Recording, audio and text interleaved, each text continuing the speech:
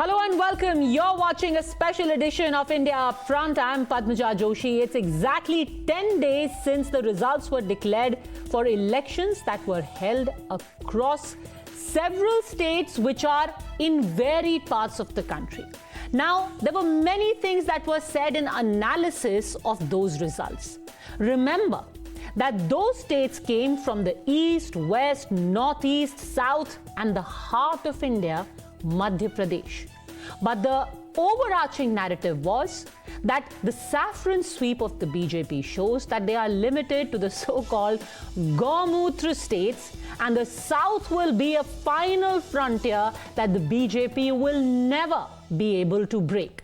That they lost in Karnataka, they couldn't do much in Telangana, and that's pretty much how it's going to translate in the Lok Sabha elections as well. So over the next 2 hours, we get you the mood of the nation. If elections were to be held today, after the kind of assembly election results that have been seen, would the BJP be locked out of the south?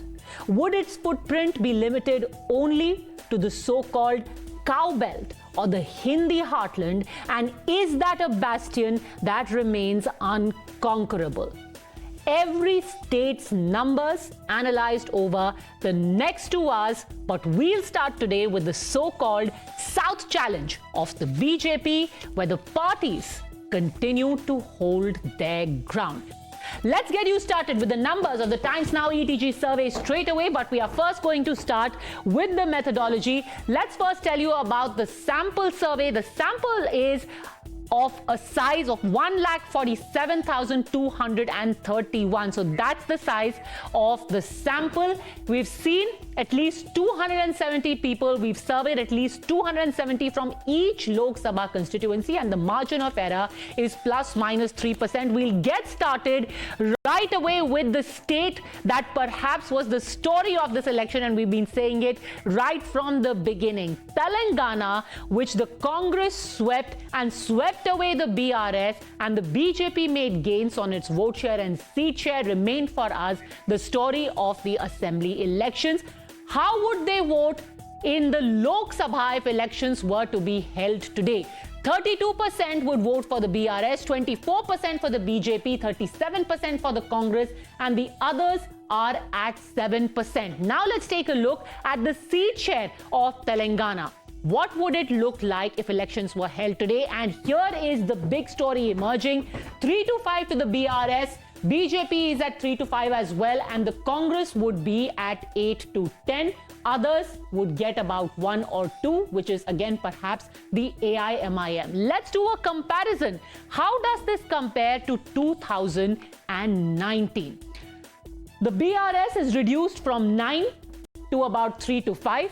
The BJP makes minor gains. Remember, they have 4 seats at present. They would gain maybe 1 seat or remain static. The Congress, though, is the story of this election, where from 3 seats in Telangana, they are projected to go up to as many as 8 to 10 seats, and the others, which I'm assuming Mr. Asaduddin Owaisi, would get 1 seat. Let's open it up. Let's get the first reactions. We'll go to Tamil Nadu in just a second, but I want to get first reactions.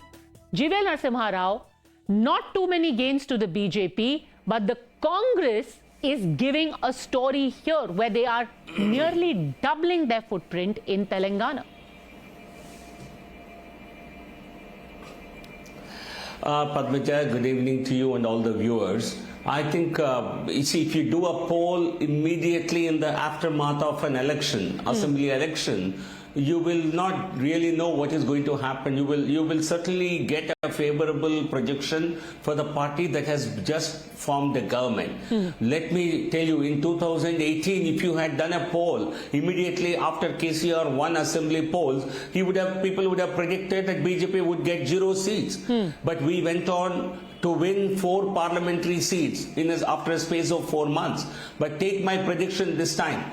We have today, the next Lok Sabha contest is going to be a BJP versus Congress battle, because that's a national election, and we are going to win massively in Telangana. I think we will not win less than 14 this time. from it's very 4 to interesting 14. what you said, This is and my I prediction. think a lot of people on the 5 panel months will be later. unhappy, where you're saying 2024 will be a BJP versus Congress battle, which means, Dinesh Chaudhary, the BJP and the Congress are not even considering parties like yours, like the party of Mr. Gandhi, like the party of Kovai Satyan, even a player for 2024. Padmaja, yes, BJP might think so. They might think that since this is a national-wide elections, only the national parties would be playing a crucial role, and they might be gaining seats. But people of Telangana, they know BJP, while winning 4 seats from Telangana previously, has done nothing for Telangana.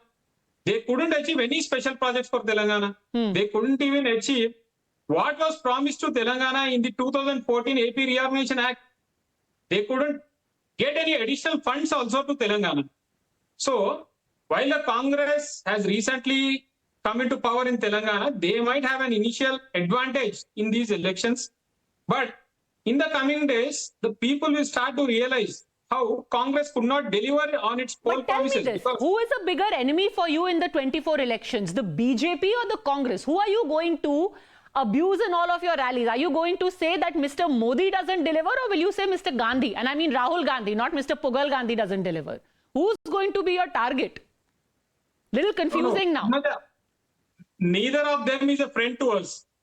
So we naturally see both of those parties as people who have done injustice to Telangana. Because Rahul Gandhi has never raised his voice in Telangana for in Parliament for Telangana, while BJP, they couldn't achieve any additional benefit to Telangana. And yet they swept you away. What makes you think that if the people rewarded the Congress in Assembly, they are not going to reward them in the Lok Sabha? Yeah, that was what I was coming to. Because Congress, while coming to power recently in Telangana, they are not able to deliver on their poll promises. They have promised that in their first cabinet meeting, they will be announcing a mega DSC. And on December 9th, they will be, what do you call, announcing crop loan waiver of 2 lakhs for every farmer. But they haven't done that. And they have promised to announce 15,000 Raitu Bandhu for every farmer in the state when they come to power immediately within 2 days. But they are continuing the same scheme which KCR has given previously. And if you check your ground sources in Telangana, you will definitely find from your reporters and journalists that all the sections in Telangana comprising of auto drivers, women, and all, they are up in arms against the government. Are they up in arms? Because the visuals that I saw were all women standing with Revant Reddy with thumbs up. But to be fair, Mr. Shujat Ali, even women in Karnataka were giving thumbs up for the first few months. Now own ministers are giving thumbs down, saying we are not getting any funds. No funds. Transport Association Karnataka also thumbs down. They are saying no funds. Nobody has any funds. And by the time 2024 March comes around, do you think that this will catch up with you in Telangana? It will catch up with you in Karnataka?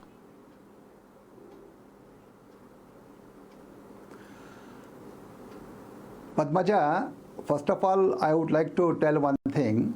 Our BRS leader was talking about the promises have not been kept. We have already given the 10 lakh rupees insurance to the people, health insurance, and the bus for the women has been declared free, and people are enjoying. As far as this seats are concerned in Parliament, we are going to get between 10 to 15 without any hesitation. Calmly and quietly we are doing our job, and we will do the best in the next 100 days, where our critics will have to shut up their mouth. Why are you stopping at 15? Say we'll win 16 only. Why are you being generous to the others? But what do you have? No, we have to have some realistic. What do you have to say about the charges? Generosity. That this is your honeymoon period. This is your honeymoon period, which people in Karnataka are already waking up to. And in Telangana also, it will happen. No. What happened? No. What happened to Bharatiya Janata Party, which said that they will provide 2 crore jobs 50 lakh rupees on each and everybody's account. Where is that honeymoon? So you see, simply criticizing the party which has come to power just about 8 days back, how can you say all these things? You Okay, have to Tushar wait for Gupta, 100 very days, quickly, then I want to move on to the other states, Tamil Nadu, Andhra as well. Very quickly, Tushar Gupta.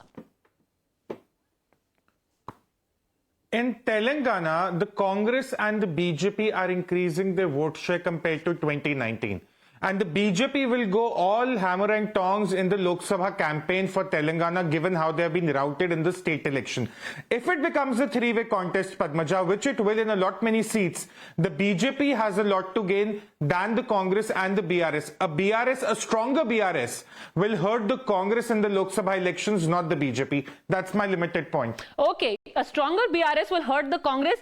Before I move on to Tamil Nadu, I want to quickly ask you, Mr. Chaudhary, suddenly Ms. Kavita discovered a newfound affection for the Ram temple. She tweeted about, she said, what a great moment it is in the history of India. Many people are wondering whether in March we are going to see a coming together of two friends, Mr. KCR and Mr. Modi, as Rahul Gandhi predicted. Padmaja, before anybody jumps to that sort of conclusions, they should realize our leaders have always been spiritual. Look at KCRG reconstructing Yadadri temple on a grand scale. Or look at how many yagas or homas he has conducted, like Chendi Yagam, Ayuta Chendi Yagam and all. And also, Kavitaji is an ardent bhakt of Hanumanji. She goes to Kondagattu temple regularly, and previously our government has announced 100 crores for the development of that temple. So, believing in gods or honoring them or building their temples on a grand scale or welcoming such moves is not new to us. So you're not going to join the NDA in national interest? No. We have been abundantly clear from the past itself that we are equidistant to both the parties. We will neither align or not support them. All right, let's take a look at the Tamil Nadu numbers now. Tamil Nadu numbers. First, let's take a look at what the vote share is like as of today. 29% to the DMK, 21% to the Congress, 19% to the AIADMK and 14% to the BJP. Others get about 17%. But what would the seat situation be like in Tamil Nadu if elections were held today? It's very, very clear majority for the alliance between the DMK and the Congress. DMK gets 20 to 24, Congress gets 10 to 12, AIADMK 3 to 6, and the BJP would get about 1, if at all. The others would get 0 to 2 seats. The comparison here is what is important. Between 2019 and 2024, has anything changed in Tamil Nadu? Not really. Except, again, the story here of the Congress and the AIADMK. From 8 seats in 2019, the Congress is projected to go up to 10 to 12 seats, and the AIADMK going up from 1 seat to about 3 to 6 seats. The BJP not really making any gains. I want to bring in Mr. Gandhi at this point. What do you make of this situation, and do you think that the AIADMK actually made a politically smart move in exiting the NDA? Mr. Gandhi.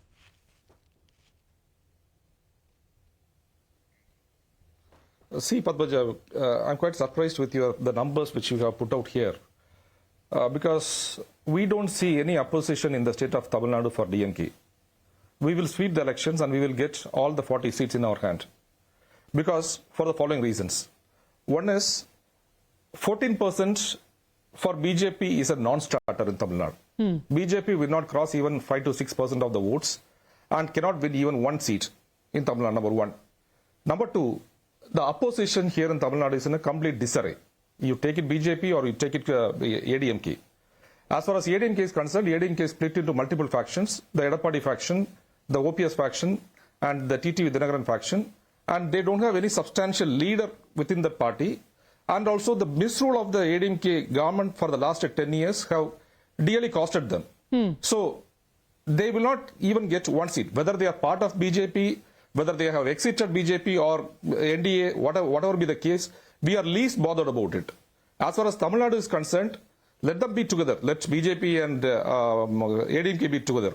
We are going to ask votes on the basis of the inclusive policies of the government, which has led to the state of the development path. like me this. 1,000 rupees for Tell me women. this, in a post-December 3 scenario, do you think the Congress is going to be more assertive when it comes to seat sharing? And will the so-called regional parties have to be more accommodative?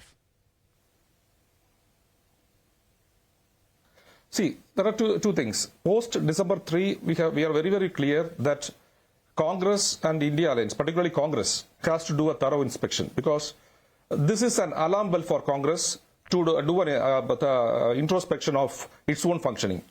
And however, as far as we are concerned, we are planning to and we are trying to strengthen the alliance so that if the alliance goes forward, then there is no scope for BJP even in the Hindi heartland. Let's forget about the South. South is BJP Mukt Bharat, whether it is Tamil Nadu or whether it is Kerala or whether it is Andhra, Karnataka, whichever, it is BJP Mukt Bharat. However, as far as the North is concerned, we don't see BJP's victory as a sweeping victory, because not only because of the voting margin. For example, if you take the Rajasthan voting percentage, it is just 2% ahead. BJP is 2% ahead. As far as Chhattisgarh is concerned, it is only 3.5%. And as far as Madhya Pradesh is concerned, they are substantially ahead because of the reason that BSP and SP are not given its due share. So, Congress have to do its introspection, and we are very clear in our statement. You are calling it a BJP Mukt Bharat. Congress I want to has to quickly show you the vote come share forward. comparison of the BJP in Tamil Nadu. You are right, we are giving them just about one seat. BJP but they are actually increasing their vote share from 3.7% to 14%. And Mr. Gandhi, they did it in Telangana as well. They more than doubled their vote share and also increased their seat share in Telangana. Yet you are saying it's going to be a BJP Mukt South India. Here is where I have a disagreement, because 14% for BJP is, it may take another 25 years for BJP to get that vote share in Tamil Nadu. Because okay, respond, as far as Tamil Nadu is concerned, the situation is different. It will take half a century for you to get to 14%.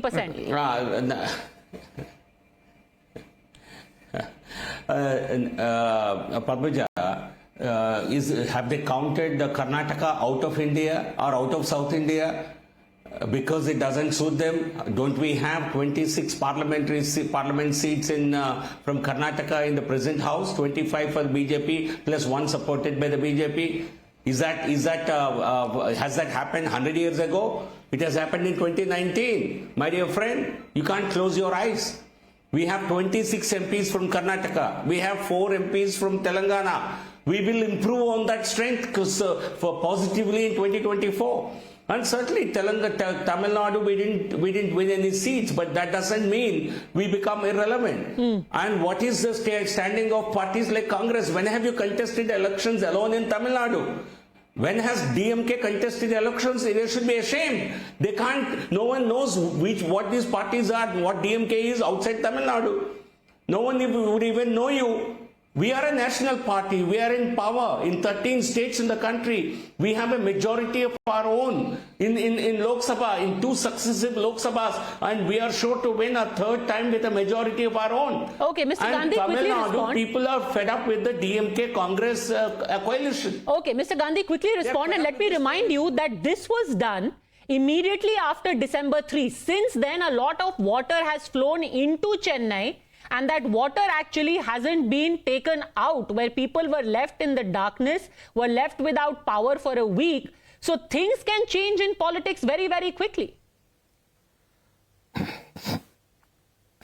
No, there is a difference. As far as the Chennai floods are concerned, the government has tackled the situation very, very well and in an effective manner, because when we compare these floods with the 2015 floods, even the relief measures or even the electricity came back only on the 8th day. Whereas we have restored the electricity on the 2nd day itself. So that is not true. And Dr. Sumansi Raman is here. Tamil Nadu is the most.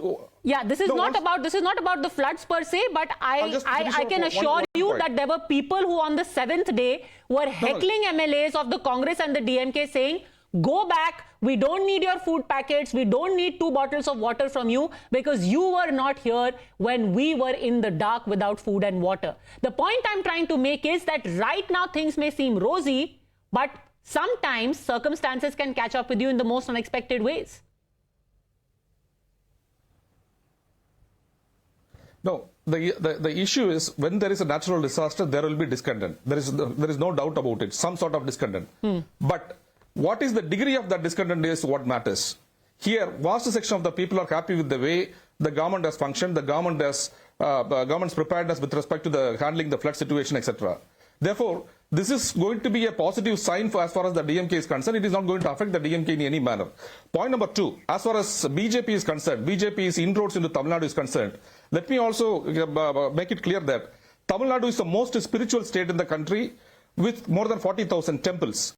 But here, because of our Dravidian ideology and because of Periyar and Anna, people know to differentiate between what is spirituality and what is religious fundamentalism. Okay. So whoever takes religious fundamentalism is not going to even cross nota. Okay, I don't even want to get into that entire Sanatan controversy. Subsequently, what your MP said about Gaumutra states, then talked about everybody having the right to self-determination, because that in itself, one is left wondering what exactly is the game plan there.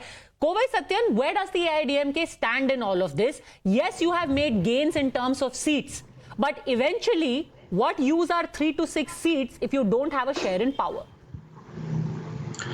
Good evening, Padmaja. Padmaja, the number showcased by you as vote share pertains to 2019 Lok Sabha elections, post which there was an assembly elections where the vote share of AIADMK stands at 32%. Tamil Nadu is a swing door policy state. 2014, AIADMK stood alone and swept all the 40. 2019, it was DMK. And the same history shall repeat in 2024, where AIADMK is all set to sweep the MP elections, forthcoming MP elections. And DMK doesn't have the muscle, nor the political acumen, nor the leadership skills that one should have to contest the election all alone by itself. DMK always bangs on alliance. That's the reason why still they are convinced by saying that we are split into factions, while it was put to rest 2 years ago. And the resurrection of AIADMK took place with 2 crore and 45 crore cadres, which constitute about 20% of Tamil Nadu population and 33% of the vote bank, 6.5 crores in Tamil Nadu. So let them daydream and let them underestimate AIADMK, wherein we can show the might when it requires. But here's my question. The recipe for the success. BJP and the Congress are both absolutely clear that they want to make the regional parties irrelevant. There are bigger parties like the DMK, like the TMC, like the YSRCP, which have the muscle and the numbers to hold out. Does the AIADMK have that muscle? Post the election results, definitely the numbers will stand out. See, the people of the state, On whose see name? the regional parties. On whose name? People of DMK is going to seek votes in the name of MK Stalin and Dravidian ideology. TMC will seek votes in the name of Mamata Banerjee. In whose name will you seek votes?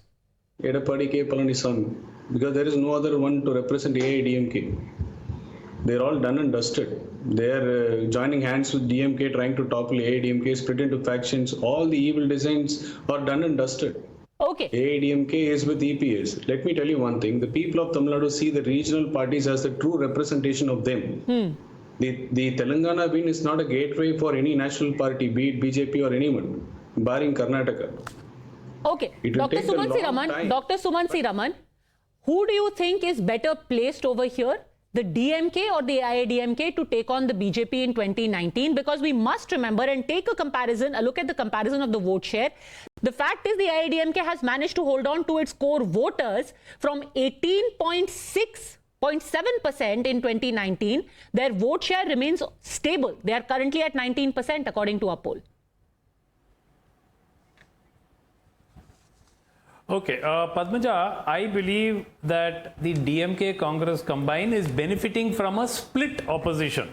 So basically, the state BJP chief almost, did his level best to eject the AIADMK from the alliance, and finally the AIADMK had to call off the alliance. And that is what is harming them. Actually, there is a fair amount of anti-incumbency after the recent floods in Chennai. There is a very significant element of anti-incumbency in the state. So things will not be hunky-dory for the DMK as they may have been even 3-4 months ago. But Mr. GVL is here on the show, and he cannot say it openly, but it's a sort of a self-inflicted wound that the BJP has created for itself in Tamil Nadu. they could have, with this level of anti-incumbency, had they gone in an alliance. The DMK Congress alliance is an alliance of 7-8 parties. GVL is vehemently saying no. GVL Narasimha Rao. GVL Narasimha, want to quickly respond to that? Missed opportunity? No, not at all. We are certainly strengthening our party and our base through a very well-attended Padayatra of Mr. Annamalai. The party is strengthening itself, and every BJP wants to strengthen in every state. States where it has alliances, where it does not have alliances. But you're So okay how with can you say strengthening that BJP in terms of vote share without really always getting has any to seats? Remain in the shadow. Because you're not getting any seats. Yes, you are increasing vote share. You're okay with I know, you see, Padmaja, the final strategy on alliances is for the party to decide. This is not the last word on this. Certainly, the BJP is currently planning to strengthen itself and will stitch together an alliance at an appropriate time as and when necessary. Okay, interesting. You don't rule out that there could be an alliance in the future. Maybe with the AIADMK. Who knows? Maybe with the DMK. Nobody can say never in politics, as they say. Karnataka, that's the state that we are looking at next. In terms of vote share, the BJP stands at 48% in Karnataka, the Congress is at 42%, the JDS is at 7%, and others are at 3%. What about the seat share? The Times Now ETG survey shows that as of December 2023, the NDA is set to get, or the BJP is set to get 20 to 22 seats. The Congress will get 6 to 8. And there really isn't anyone else in the running. How does this compare to 2019? Remember, this was a state, like GVL Narasimha Rao just said, where they had 25 plus 1. 25 seats they won on their own, plus 1 Sumalata Ambarish, who is supporting the BJP, out of a total 28 seats. 25 they got in 2019. A marginal reduction, but I have to say this is a better figure than what we had got in the survey we did 3 months ago in Karnataka. There, the BJP was projected to get about 17 to 18 seats. From 25 in 2019, the BJP now stands at 20 to 22. The Congress from 1 seat may go up to 6 to 8 seats. Tushar Gupta, do you think that the BJP is managing to recover some lost ground in Karnataka? And why? Oh, absolutely. They are recovering the lost ground in Karnataka, and their tally will be better, much better by March 2024. I won't be surprised if they are able to repeat their numbers of 2019. Look, the promises the Congress made in Karnataka and the ones they have been failing to implement while being in the state government are now coming back to haunt them. There will, of course, be the Ram Mandir inauguration in January, which will play a huge part. But Telangana and Karnataka, Padmaja, I'm telling you today, in December 2023, the BJP is going to get a record voter percentage here. No, wait, are you saying that the Ram Mandir opening is going to have any effect in the South states? Because we are always told that is only a cow belt fascination, a cow belt obsession. Karnataka doesn't care.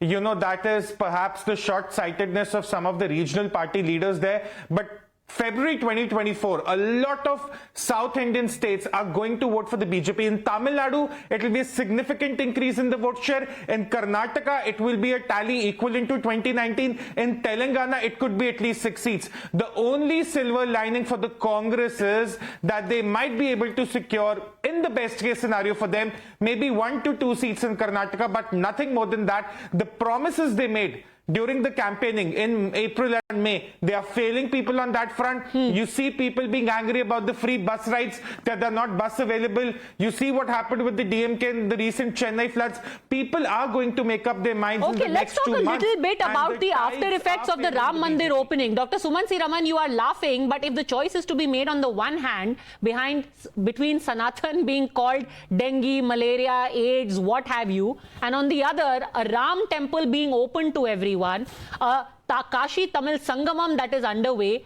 who do you think has their nose ahead? Look, as far as Karnataka is concerned, the BJP will definitely do better than they did in the assembly election. There is no doubt about it. There is the Modi factor which comes into play, and no doubt that they will do better. But it is laughable to say that they will repeat their performance of 2019 in Karnataka. The Congress remains extremely strong in several parts of Karnataka. The only big advantage is the alliance with the JDS, which may sway a few seats. But overall, it is clear that the BJP would struggle to hit a 20 mark. No, I appreciate you called it laughable, but can you give me some concrete reasons why you're finding it funny? It would be a significant improvement on what's happened in the assembly elections. But the point is, if they are projecting that they would do a repeat of last time, I'm sorry, that's not going to happen. But can you give me some reasons? I'll tell you why I'm asking this. They have managed to get Vijendra as the party chief. So you've got the Lingayats who are being placated, being told, listen, we have given you the honor that Mr. Yediyurappa's son has been made the party chief. Then you've got a tie-up with the JDS, which is aimed at getting the Vokaliga votes. Why do you still find the prospect that they will repeat the 25-seat mark laughable? And then, as Tushar Gupta says, there is the added garnishing of a grand Ram temple. When you have, look, one second. You have a Congress government which is not even, a year in office.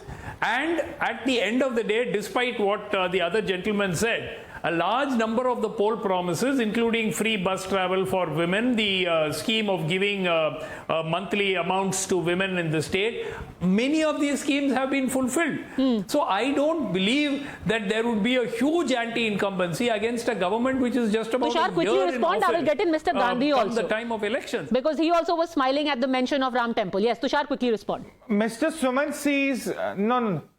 Mr. Suman C. Raman's logic fails on one account. He might say that the government is not even a year old, so people might want to give them the benefit of doubt. But the same benefit of doubt was not extended by the voters of Rajasthan, Madhya Pradesh and Chhattisgarh in 2019. Mark my words, Padmaja, the voters are going to factor in the Modi factor, number one, the Ram Mandir, and by February 2024, we'll see that the BJP is in a position with the JDS to sweep Karnataka. Okay, Mr. Gandhi, the Ram temple is a factor that many people are not acknowledging right now, and that could be a completely radical change in people's mood. Also remember that the Vishwa Hindu Parishad is going to carry out yatras across the country where people are going to be told from north to south, east to west, light a diya in your house, light a diya in your closest temple, because every temple is like a Ram temple.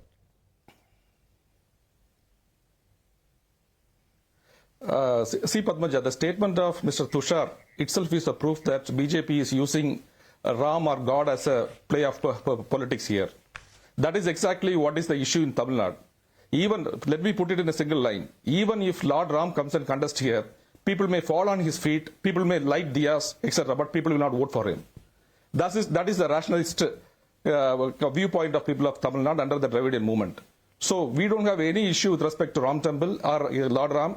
He cannot make any impact on this on the politics of Tamil Nadu. Interesting. You want to respond to that, GVL? Even if Lord Ram himself was to go to Chennai South, he will still not win. I think it's very I think these comments are extremely objectionable, offensive. You should not use such words. I expect him to take back these words. Will you be able to say that with any other religion? You cannot get away making such highly contemptuous remarks. I think please understand, people have sensitivities, sensibilities. You may say that is not an issue in Tamil Nadu, it will not get votes, and I may even concur with you on that. But to say that Lord Ram, even if he comes and contests, I think it's not only silly, it is sacrilegious. But GVL, I want to again point out, there has been over the last 4 months nationwide outrage. You know, the BJP has picked up this issue. People have reacted very viscerally to what Mr. A. Raja said, to what other leaders of the DMK have said about Sanatan. Despite that, the numbers seem to suggest the voters aren't really affected. So there is some grain of truth in what Mr. Gandhi is saying, that as far as Tamil Nadu is concerned, it is insulated on the entire debate between Sanatan, Hinduism, etc. They are voting for a Dravidian ideology. No, whether it becomes Whether it becomes an election issue or not is besides the point.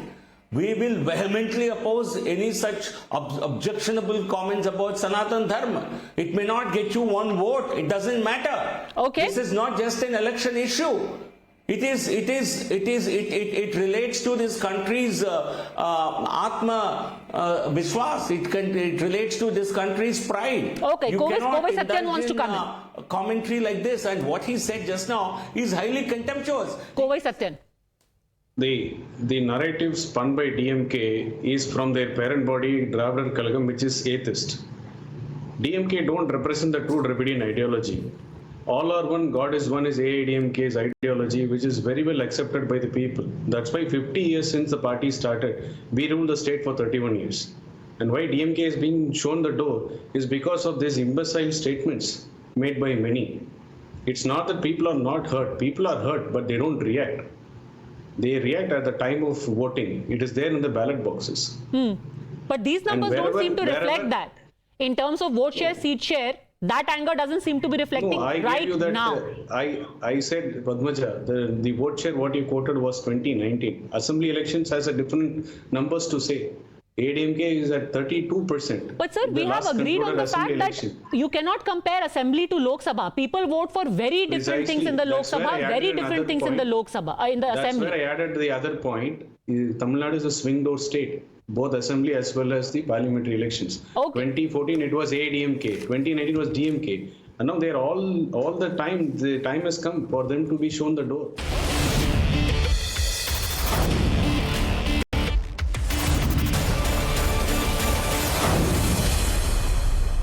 The Kerala numbers that we have right now, in Kerala, the vote share for the BJP 14%, Congress 38%, CPM 27% and others are at 15%.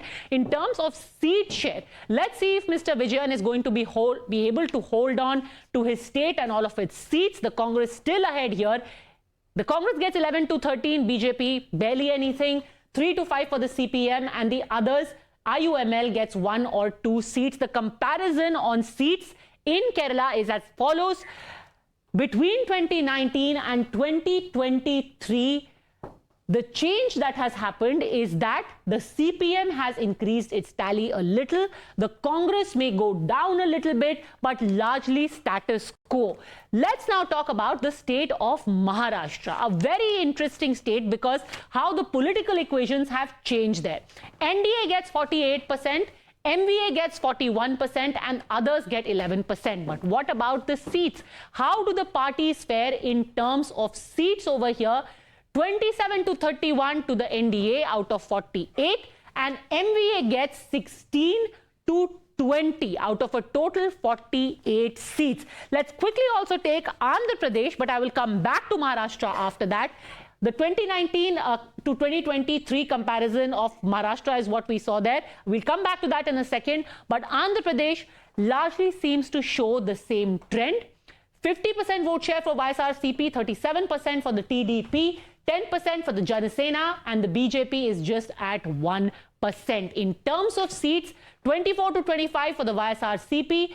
The TDP may be one. Remember, Chandrababu Naidu jailed, out on bail, but many feel that greatly weakened structure of the party, Nara Lokesh, not really succeeding in being the kind of face of the TDP that Chandrababu Naidu was. Will that hamstring his party in 2024 as well? Janasena not getting much, NDA not getting much, but let me go back to Maharashtra now. It shows, the numbers show right now, GVL Narasimha Rao, that the BJP has its nose ahead.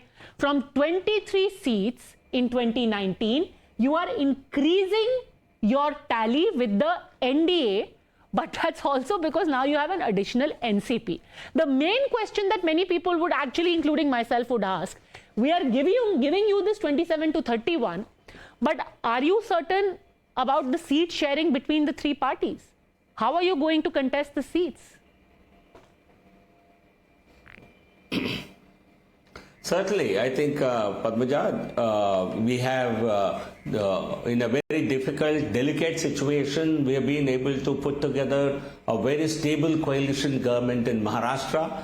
And certainly these are matters, any seat sharing will be sorted out amicably, because this government, as you would have seen, has been smooth sailing for us. So certainly, depending on the current strength of different parties. Are you sure it's smooth sailing? Apparently, Mr. Shinde and Mr. Pawar have both separately complained to the BJP High Command about how their ministers are not being given funds, or their ministers are not happy with their portfolios. Are you sure that seat sharing rumblings won't translate? I mean, the portfolio rumblings won't translate into seat sharing rumblings?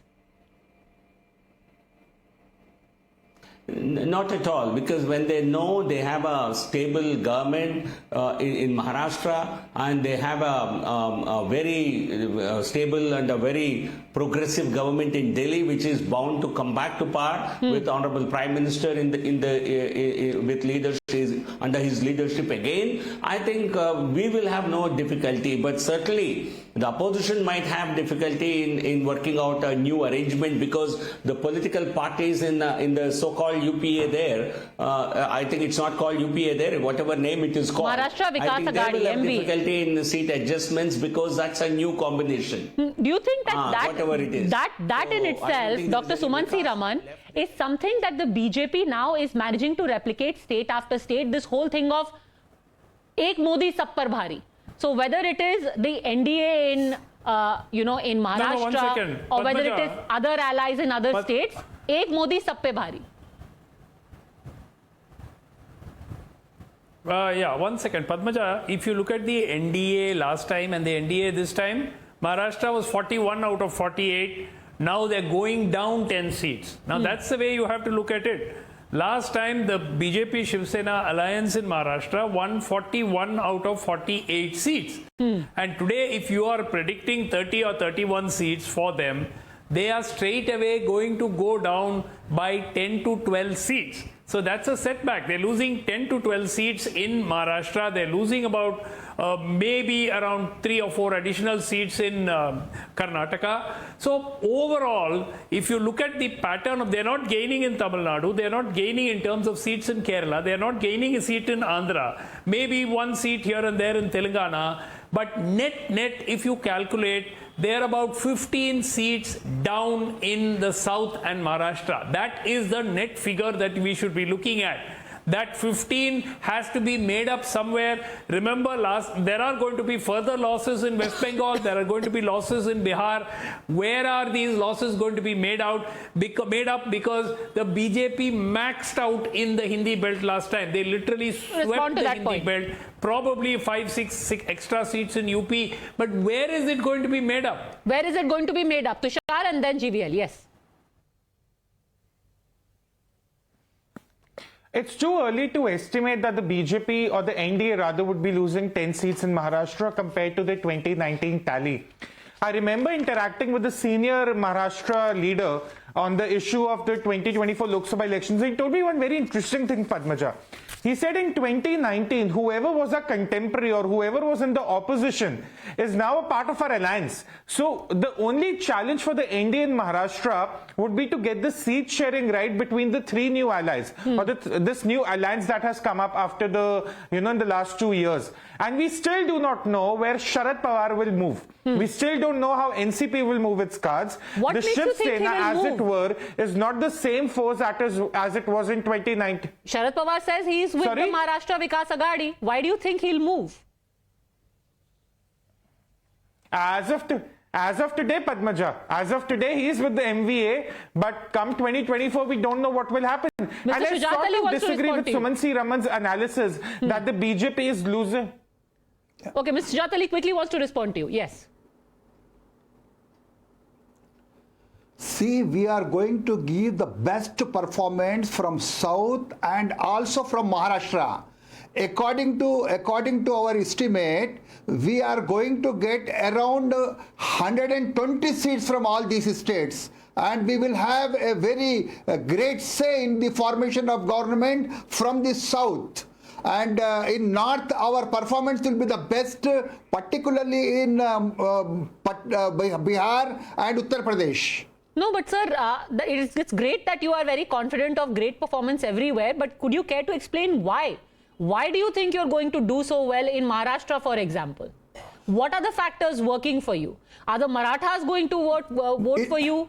Are the OBCs going to vote for you? Who is your target audience in Maharashtra? We are going to get the votes from all communities, from the entire Bharatvasis.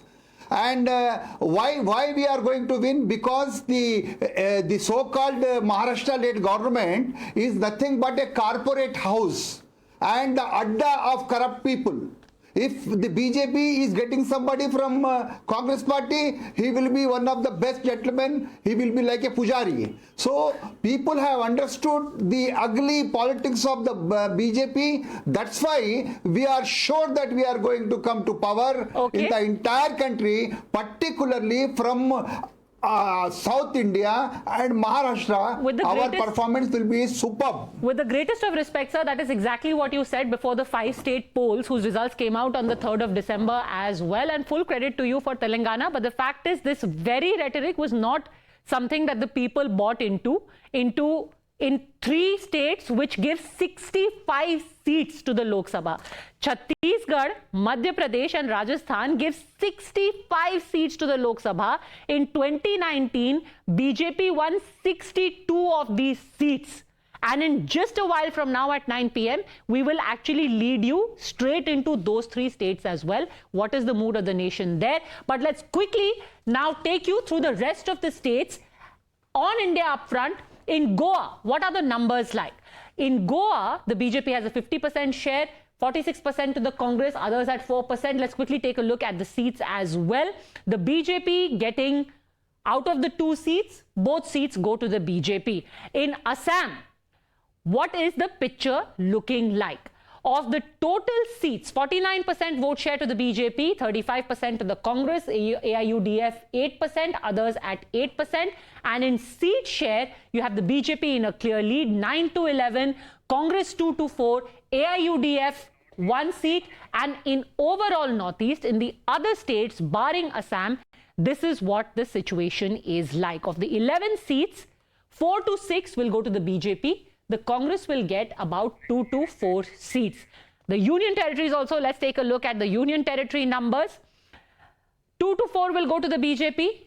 Others get 1. Congress gets 1 to 3. The final word that I want to put to you, Mr. Gandhi, is this.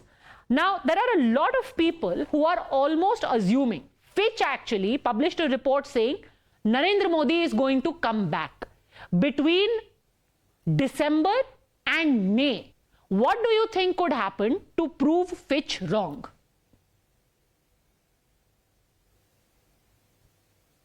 No, we don't believe that narrative that Mr. Modi has come back to power. Because when we see India Alliance is a formidable alliance which has got strong regional parties. Whereas BJP is just banking on their alliance partner in Ayodhya, who is nothing but Lord Ram, the Ram temple. Apart from that, BJP is not having any alliance kindly for you to call all the alliance parties. For you to call Lord Ram an alliance partner of the BJP is not going to go down too kindly. Congress says they love Lord Ram as much as the BJP. If you're saying that he's an alliance partner of the BJP, you're doing the Congress a disservice. My statement is BJP is believing that Lord Ram is their alliance partner. That is my statement. BJP believes that Lord Ram is their alliance partner, so constructing a temple for Lord Ram at Ayodhya will help them, which is not going to be the case. It is only an electoral arithmetic. In the electoral arithmetic, when the India alliance is strong and formidable, it is going to come back to power.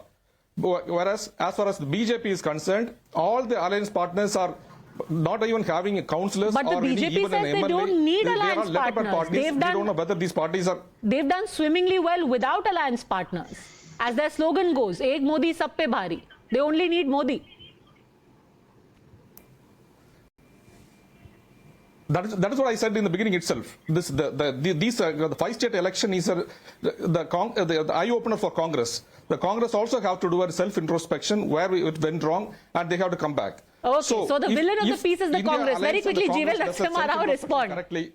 Everyone else is fighting. It's the Congress which needs to do a little bit of soul searching. I think... You see, the Gandhi is possibly making these comments in extension to the Sanatan Dharma. People will teach a lesson to this party for making such highly contemptuous comments. I think you can call BJP whatever names you want, but dare you not talk about Lord Ram in such objectionable terms. Gandhi, I think you will have to do a lot of explaining, and I want people on Twitter to give a glimpse of their objection to the comments made by Gandhi on this show. And I want Padmaja to please put out what Mr. Gandhi said in the earlier part and now. I think we don't see this as a political issue. We have not this made an election issue. If somebody comments about this as an important issue to the people, you can't attribute it to the BJP. And as far as the Congress is concerned, today it is reduced to a sub-regional Padmaja. party. I think Congress today has no claims to presence outside South. Okay, you have two governments. Okay, I'm completely out of time. I really have to hand it over to Navika Kumar for the news hour, because we are going to go through the next few states there as well. This is going to be an ongoing conversation, I assure you. We are going to do this tracker every second month to gauge the mood of India, because never say never, and you can never have the last word in politics. Things can change even overnight. Thanks very much, gentlemen, for joining me on this special edition of India Upfront.